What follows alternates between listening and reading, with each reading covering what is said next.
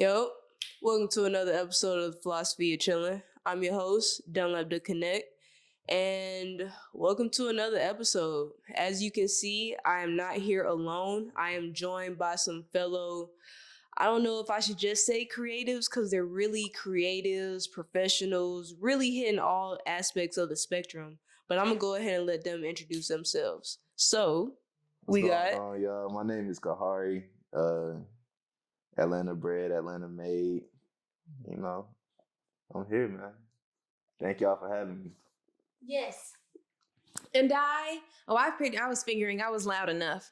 And I sit down on your bottom. Don't be doing this the whole episode. Let this man go. I'm Catherine Clark. No, he just ruining this man's clothes. Good. That's why we have a lint roller. But yes, we also have a special guest, and that is Onyx. He's here again, not chilling. Onyx, man. He's not chilling at all. But shout out Onyx. This man, he just want rubs. But today, I figured we could really just continue a conversation. I know I still wanted to have a conversation with this man, but honestly, it just feels like we are really continuing a conversation about intentionality and honestly just how we are kind of utilizing that intentionality within phases of not just transformation, but redirection and readjusting. So I say all that to say, look at this man's shirt. At the end of the day, it's crazy. Cool. But I say all that to say, this episode is gonna be like a part 2, because essentially what we're trying to get through at the end of the day is just how do you manage the different challenges and new opportunities that come to you when you're in a phase of readjusting and trying to not necessarily relearn but reapply your understanding of not just yourself and your progress, but what you want to do in the future too. It's loaded, man. I think we hit a lot of good points though off camera.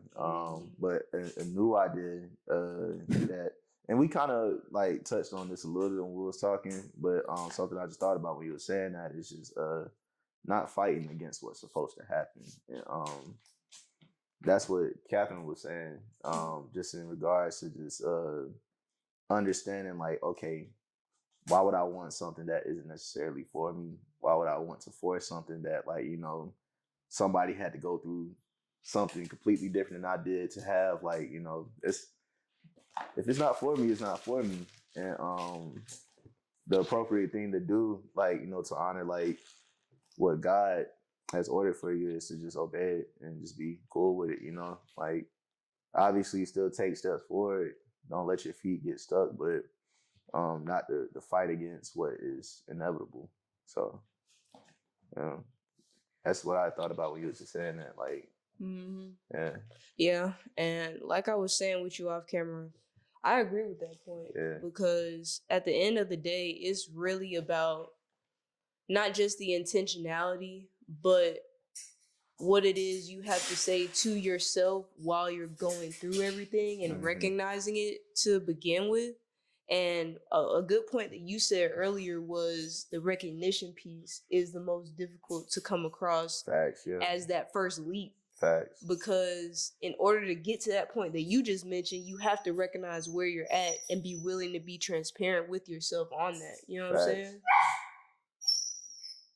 Calm down, sir. But do you have anything to say? I want you to know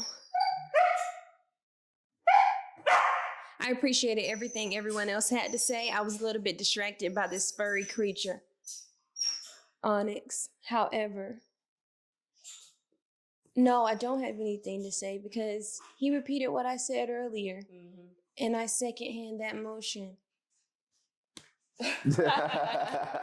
So I guess what I would want to ask to kind of expound on that is going into those levels of recognition that kind of lead you into assessing what you have to do to understand that relationship you have with that higher power or whatever entity that you choose to believe.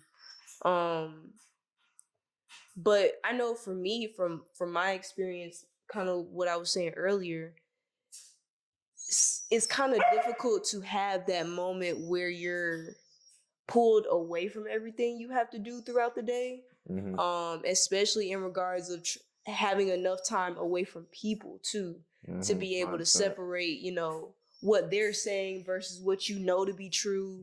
Even if you don't like what you must do in regards to what you're being told to, but at least having that conversation away from all the chaos that's going on through the day, to be able to say, like, okay, I'm regaining a sense of understanding for myself. Right. So for you, like, how does that look, even in the first phase of it, trying to identify this is a conversation that or a time frame for myself that I can separate from everything else that's going on, and still, understand that the self-talk that I'm going through is something that I'm intentionally applying to my next steps. Does that make sense? It makes perfect sense. I think reflection, like that time of being still and reflecting and kind of quieting the mind to where your ideas can be a little bit more fluid, is the best medicine to, like, solve whatever problem that you have. And I think solace is appropriate.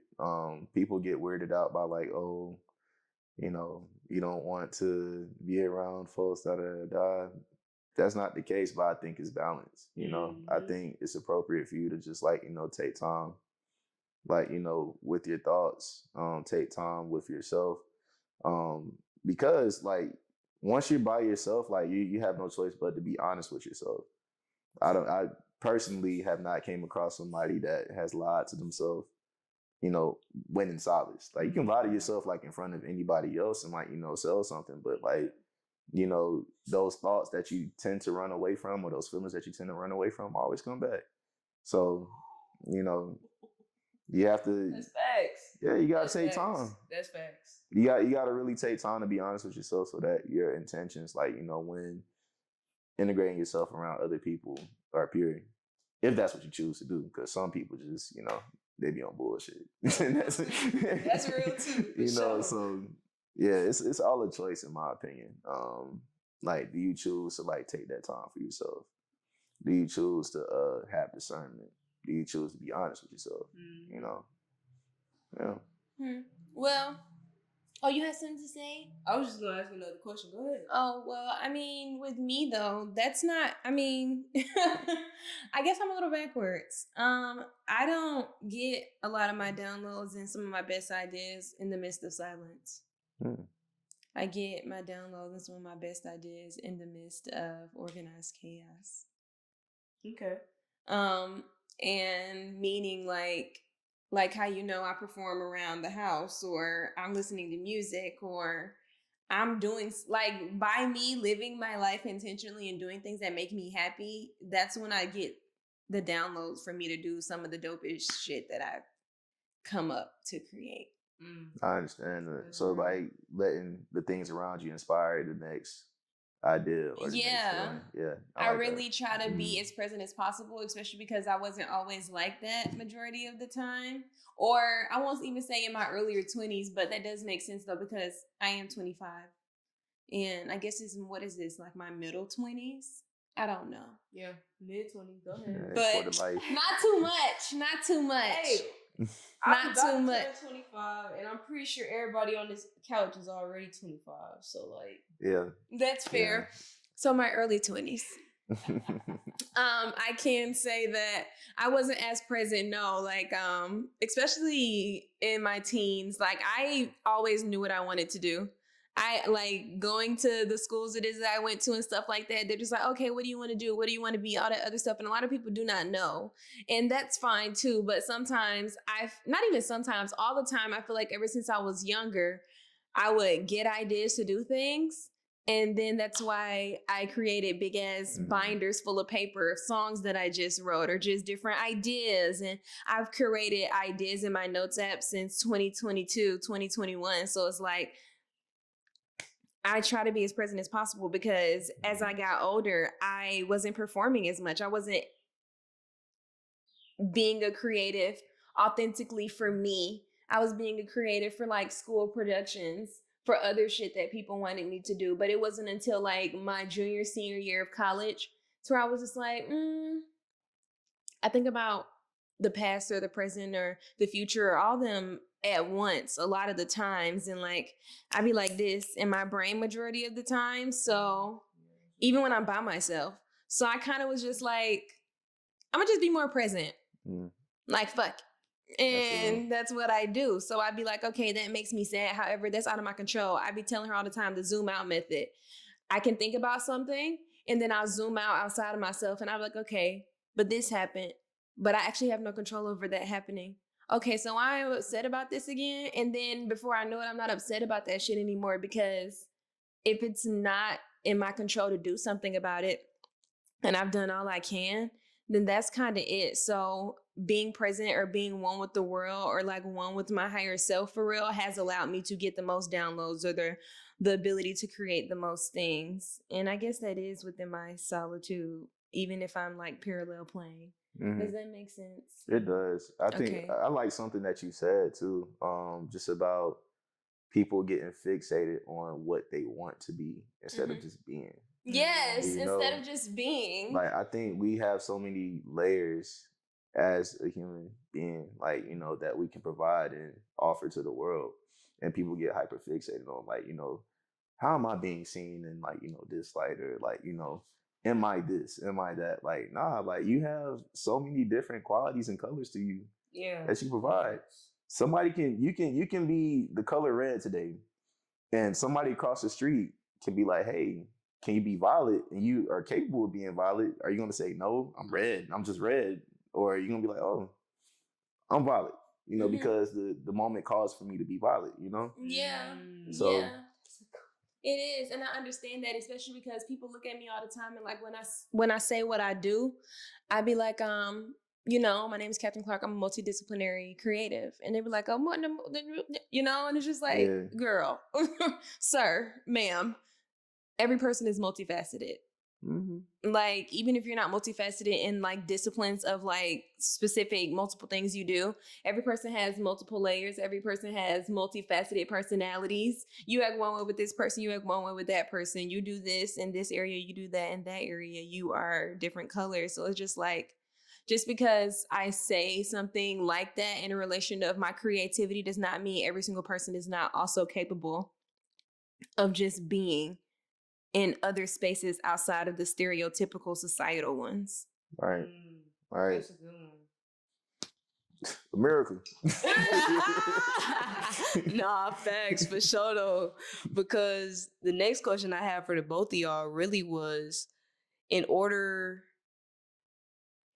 for you to get through your areas of readjustment, what were some highlights that came to you that led you to what you're currently doing now? Because when we last talked, you're not even, well, I wouldn't say you're not doing it, but you've readjusted to where the priority is still the same, but you're still fine tuning and strengthening other aspects and levels of passions that you have as well. Yeah. Openness. It goes back to what we was just talking about. Yeah. Openness. That was a good one. Just being one with, like, you know, the universe. I think you can miss a lot of things if you're not receptive of it. You know, like point in case. So I work at Fickett Elementary. Like we had talked about this through an organization called Communities in Schools. Met a lot of dope people. Learned a lot from the children that I work with and serve. Built a lot of what I think is lifelong relationships with those children. And through just learning about my students, now my athletes, doors have opened. It's like, okay, I mentioned it, this, that, and the third. Oh, you know, I did this, that, and the third when I was a kid. Oh, can you help me get to where I want to be? Sure. You know, and that turned into a whole lot of other things, like, you know, and just contributing more than one thing to, like, you know, the community. So yeah, and I feel that too, because what you put your time into is still giving back to you. Yeah. Does that make sense? Yeah. And I feel like, let me stop saying that. But from what I've experienced, going back to the point that you said earlier, when it doesn't look like how you initially wanted it to, but you're led into new spaces and new avenues, even though it may seem like it's going from a deviated like place to your destination, it's still helping you develop skill sets that you're still going to utilize to tell the stories, 100%. to add to your artistic visions as well as your professional ones. 100%. So, well, I guess I can ask you too as well, because this question is for the both of y'all. When you were in that process of readjusting and not necessarily analyzing, but re-acknowledging the different aspects of yourself that you're actively in now, how was that process like for you to be able to say like, dang, I really had the intention to do this and be doing this by this time and with this goal to accomplish, but now I'm in this space. So how did you deal with that in between while you were still pushed to do it currently? Does that make sense? Yeah, it does. Yeah. Oh. I think for me, honestly, it's just a lot of ego deaths. And I go through a lot of them, but I started going through a lot of them at an earlier age. So like when I see people who are my age or who are older than me and they're like going through certain stuff, and I'd be like, that's interesting. I'd be like, I remember when I consider myself, because this is a fact, I am an ethereal woman. I consider myself to be a goddess. I feel like all Black women should, but I digress. However, people laugh at me when I say that. And that's crazy to me because I do believe I am an image of God. You are, whatever it is that you believe in, but like you are, what is it? So I am as I should be, or you are me, I am you. Like I am a reflection of you because you are in me. That might go over some people's head. It's okay. Those who get it. But That's real. I had to step into that because I've always been that and I didn't act like that. Right. So it's like my junior, senior year, I was just like, I don't create the way it is that I want to. I'm always caring about if my family or certain people are going to be like, oh, well, she put that out. She did that. What'd she say? Da-da-da-da. But it's just like, that's so stupid because if that's the case, I'm not a creative. I'm not an artist. Because if you're not talking about it in a way to where you like it, dislike it, have an indifferent feeling about it, then I did not do my job of fulfilling the message of being authentic and also making you feel something, right? So I had to get to a point of not caring about that shit no more. And that's what it kind of was for me. And when I did that, I did step into being ethereal and being a creative and making things unapologetically. But then it kind of had another ego death after that because I kind of started going really hard in my career of what it is that I wanted to do. And then I got into accidents and I was on crutches for like 7 months. So it's like what I thought my 25th year, my prima donna year of life, even though every day is the year to prima donna, I was not doing the shit that I had did my 3 to 6 month plan out for. And I was just like, okay, well, am I still going to have a prima donna year? But I was just like, that's stupid because I would cry about it. And after a while, I kind of was just like, this doesn't make sense for me to be sad over. Because I still have time. I'm not dead. I'm still living. I'm still moving. I'm still breathing. And yes, I have a hindrance. And sometimes because shit gets heavy and society puts other heavy shit on top of the stuff that's already heavy, you think that this is just what it's going to be. This is your reality. No, this is your right now. And I have to understand that this is my right now. This is not my reality. Just because I haven't been able to walk and I haven't been able to do the prima donna shit that I wanted to do in the earlier parts of the year, we still got 6 months in this bitch, okay? So don't ever just feel like just because it has to be a state of renovation all the time, it's a state of rejection. The state of renovation is also a state of redirection. Yeah, that's what I got. Okay, so that was a good point. And I know you had something to say to that too. And I don't know if it touches on like the ego devs or the mindfulness, but what were you gonna say? Yeah, I've experienced one ego death in my life. How nice. Yeah, just one. But in that experience though, I think you take yourself away from yourself in the sense of like, okay, what are my intentions with doing things, and why are these my intentions? And I That's a think good one. with just let's say pursuing higher self, right? It's not black or white. It looks gray. yeah, it looks gray.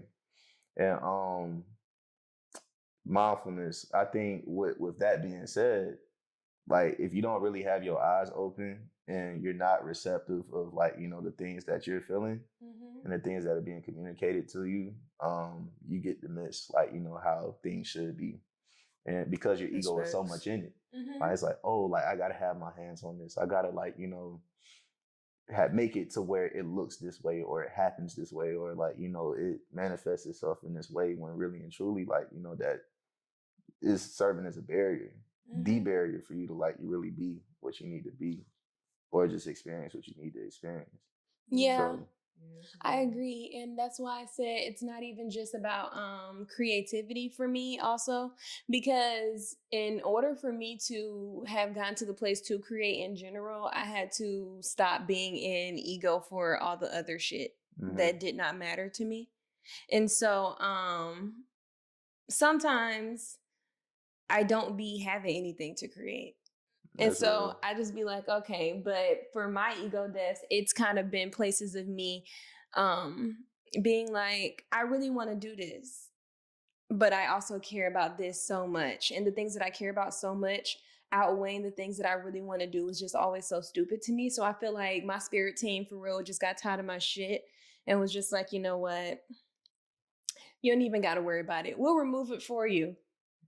And then a lot of my lessons, or my biggest lessons in my life, have come from states of heartache for me, which is interesting. And that's a whole nother thing. But I think that that was the biggest purpose and lesson put on me in this life right now, because I learned how to love myself and other people from the relationships it is that I've encountered and been in.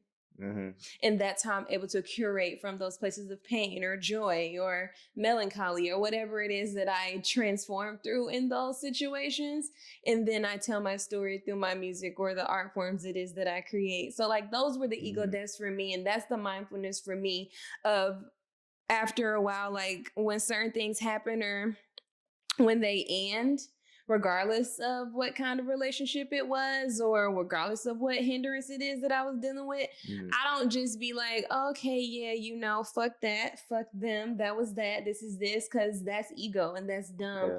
Yeah, and I think sometimes that is where people be like, okay, this is the black and the white, but I'm often a gray area kind of person. So I can see things from both perspectives. I can understand how I can evolve from this situation or why that may have happened in this certain form of way. And I don't try to create the outcome of whatever the fuck is going to happen. I just do it to say that I did it. Because every time I get worried about the outcome is when I start getting anxiety, is when the fear starts overshadowing. And then all the thoughts of the I know I can do this go in the back of my brain. And I don't be having time for that. So I think it's better to just say fuck it. Because if you don't let it go, or if you don't get out of your own way, then it's going to do it for you. And then it's going to be worse and it's going to hurt harder. And you might end up losing the opportunity or the download it is that you were supposed to be getting to change the world because you was worrying about other shit in your ego. Yeah. You gotta keep God first, honestly. Yes. Like, yeah, that's all that is. Just having faith. Yeah, despite the doubts and the balance being between doubting oneself and affirming and confirming that what you're doing is actually fulfilling you. And, showing the investments that you put into you, Does that make sense? Mhm. Yes. So we are getting down to the last couple minutes of the episode, and as always, this is pretty much the time frame that I try to allot for any last questions that you all may have for me, or that we just weren't able to touch in general, in regards to the other topics that we've hit. So Mhm. with that being said, are there any questions? I got a question for you. Oh shit, for Yeah. sure. That's my answer. Oh, quick. Yeah. Any questions? I got a question for you. Oh, Yeah, god On that top. I want to know, out of all the hindrances or the things it is that you've been enduring over the last year or years, what do you feel has been your most transformative lesson, or do you feel like you're transforming in the midst of a lesson right now? Mm. damn. That is a great question. And while you answer that, I'm just gonna mosey over here to this corner to check on this dog. For sure. To answer that question is multi-layered, to be honest, because it can be yes in both degrees, if that makes sense. Yeah. Because when I was at not necessarily my lowest point, but when I was in my like peak solitude and it was just me and I had to get myself through, the main thing that I would always like just say to myself, even as like tears is just sliding down my face as I'm listening to music or some shit, or just like looking up at the ceiling on the bed. I remember I said this one time, um, I don't care what it looks like. I don't care about materialistics. I don't care about, surface level stuff. I just want to make sure that I'm aligning myself to exactly what God wants me to do. Mm-hmm. Like, Mhm. regardless of the Mhm. superficial things that it will be connected to or the blessings that will come out of it, like, my whole goal was, okay, let me just stay in alignment with God. Like, I Mhm. don't know where it's going to lead me to. I don't know like what opportunities can happen. I don't know what relationships are gonna like, form out of this. Mhm. Who knows? But I just wanted to be able to be me, be myself, and allow that energy to attract where God wanted me to be. And I remember just saying, like, I don't care if I lose everything materialistically. Mm. I just want to make sure that I'm where I'm supposed to be. That's powerful.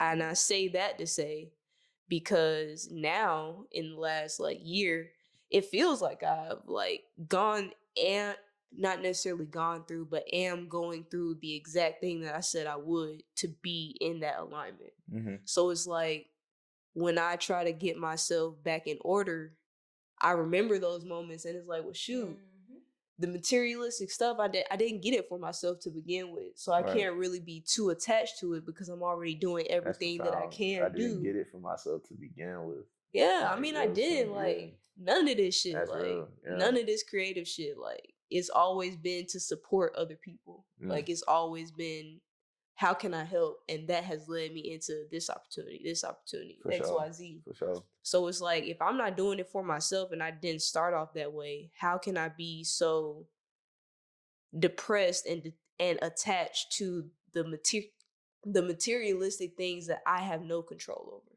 Does that make sense? That's good. Yeah. And on top of that, like you just said, you said you were always doing it from a state of alignment. And so it just goes back from conversations is that we've had, but even just knowing that those are the words it is that you said at one period of time, did you ever think that from you helping, and I say this to you all the time, and being here and doing all these things, that was you? Again, because I'm always about being the main character or the star of your own show. You were always supporting. And so now it seems like a test of your faith to see, did your words actually hold weight? Are you okay feeling like you do not have the foundation that it is you thought you had, or the materialistic stuff, or just being really meticulous with the things it is that you feel you work really hard for, versus knowing that every single thing you feel like you've lost, you still gained because you have blind faith in the words it is that you stated you were going to move through to begin with. And now is the time frame for you to be the main character of your own story and still help and still do those things, but put yourself in the forefront of the places that you was trying to put everybody else in. Well, I mean, That's a good point, and those are things that I think about as well. Because at the end of the day, what centers me is the fact that in order for me to keep going in these spaces, in this point that I'm in right now, it's about being able to remind myself that it does come from a place foundationally of supporting others too, as well as myself. So if I'm going to put myself as a main character, that's just me pouring into the intentionality of doing what helps me mentally, spiritually, emotionally, like even with the philosophy of chilling. I had this idea and I sat on it because I didn't feel personally, emotionally, spiritually, I was ready to put myself in the forefront.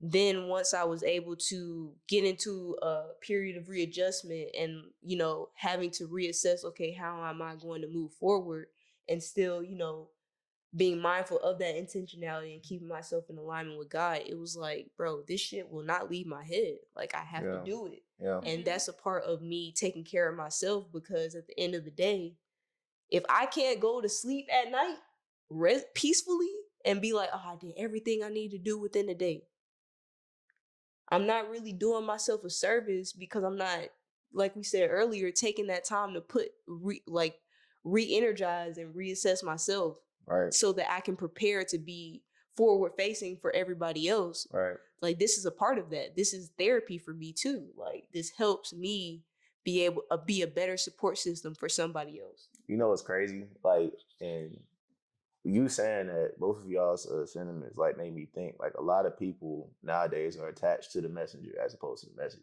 Come on. So even though like, you may get inspired. That was good. Yeah, you may get inspired to contribute an idea and may be like, oh, let me just fall back and, let that be what it is and not be too attached to it. Like, nah, like, it was in your heart for a reason. You're the messenger. Like, people are going to receive it from you as opposed to, let's say, me that may have the same idea, right? Absolutely. You were meant to deliver that message, not me. So, to Catherine's sentiment, like, you got to embody, you got to walk in it. Like, yeah, because that's a blessing in itself. Michael Jackson said he wakes up and does his ideas because he doesn't want Prince to do them. And I understand him, because I've always done that. And it's a blessing in itself that you were given a download to do something that you did not do because you were cautious of what it would be like. And that is where fear implements resistance in the artistic process.